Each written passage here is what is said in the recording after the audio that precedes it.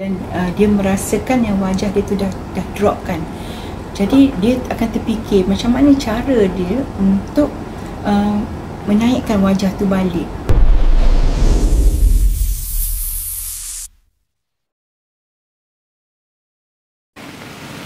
Dengan menggunakan teknik terbaru, rawatan red light deep plane lift, kita akan menghasilkan wajah yang lebih muda. Pada wajah kita terdapatnya peta ataupun map yang menunjukkan kedudukan cushion di bawah kulit. Kita mulakan dengan face map untuk mengukur wajah.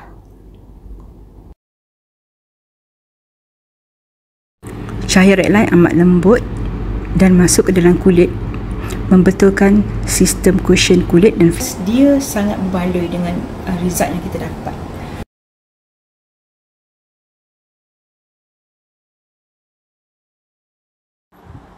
Sekarang untuk harga promosi kami, jangan ketinggalan.